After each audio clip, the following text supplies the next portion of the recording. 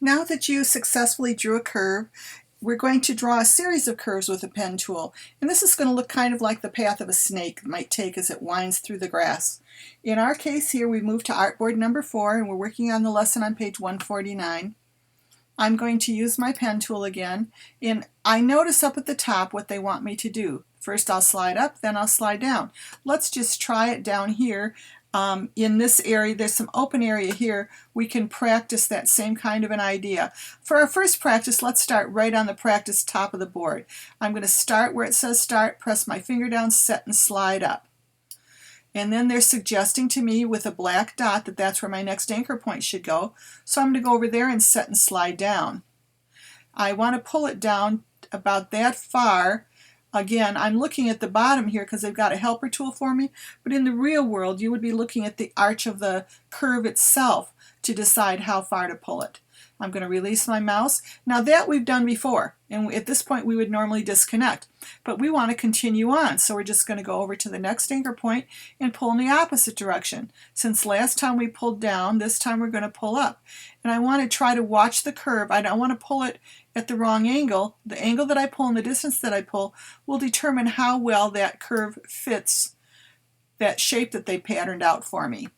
And then I'm going to go over to where the next anchor point should be. Notice we're going all the way across the bump. Where one curve would start to head into another curve, that's where we're going to put our anchor point. So we're going to set and slide down here. And again, I'm deciding how far to pull based on what the top of that curve looks like. Release my mouse. Come over here to this next anchor point, set and slide up. I'm not going straight up because that won't give me as good of a match to their pattern or that template there. I'm going to pull it about that far and set and slide. I'm lifting my mouse up now. And then I'm going to go to the end and set and slide there. And again, you pull in the direction that it takes to make it fit your curve the right way. If you mess up, I'm going to hold my Command or Control key down to deselect. If you mess up, go get your direct selection tool, click on whatever one you need to fix, and make your adjustment if you need to make any adjustments. For a practice one, that's not bad at all, but if you need to make some changes to it, you can. I'm going to just select it and delete twice and start all over again. The more you practice with this, the better you're going to be. So I'm going to practice that again using that same template there. Then we're going to go on and try to do our own without using a template.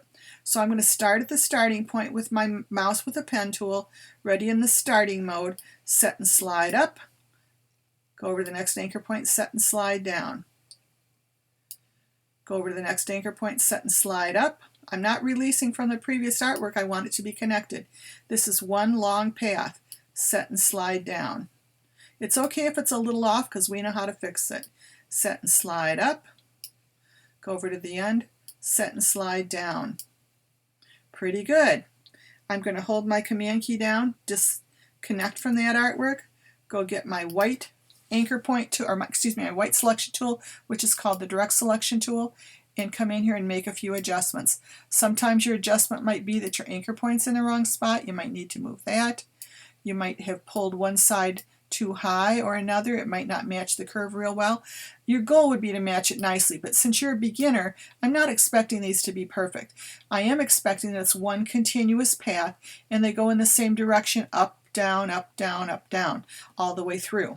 So let's try a few on our own. I'm going to disconnect from that artwork by clicking on nothing, go back and get my pen tool again. I'm going to set and slide up, come over here, set and slide down. Set and slide up, move over, set and slide down. Set and slide up, move over, set and slide down. I'm going to disconnect from that art and I'm going to try it again down here. If you want to keep your curve straighter, you could use a helper tool. You could go up to your ruler, carry down a non-printing guideline, put it about that point down where you're going to want your anchor points to be. This doesn't print out and this can help me keep my curve formed better. So I'm going to start each time I put an anchor point, I'm going to put it down in this direction line. I'm going to set and slide up. Then I'm going to come over here to this in line with this, set and slide down. Then move over, set and slide up, move over, set and slide down, set and slide up, move over, set and slide down. Whoops, that last one's a little bit off, but we know how to fix it. I'm going to release from this one by control clicking or command clicking on nothing. Go back to this anchor point here with my direct selection tool, grab it and move it just a little bit. Now if I was really into precision, I could have pulled more guidelines down so that I would have one representing the tops of these blue dots here on the path, the tops of the direction lines, and the bottom, and that would be really precise. We don't need to be that precise. Now, I'm going to delete that one by hitting my delete key twice, and I'm going to hide my guides by going to the view menu and turn off viewing my guides because I don't really need to do that. I want you to make at least one path that matches this nicely. One practice one up here on this, one practice one here, and your final one that we're going to be looking at for the grade. And that's you getting my pen tool and just following the path along here. Set and slide up. Come over this way, set and slide down. Remember, don't freak out if it's not perfect. You know how to fix it. Then we're going to come back here, set and slide up. I'm going to purposely leave some a little bit off so you can see how I fix them. Come over here, set and slide down.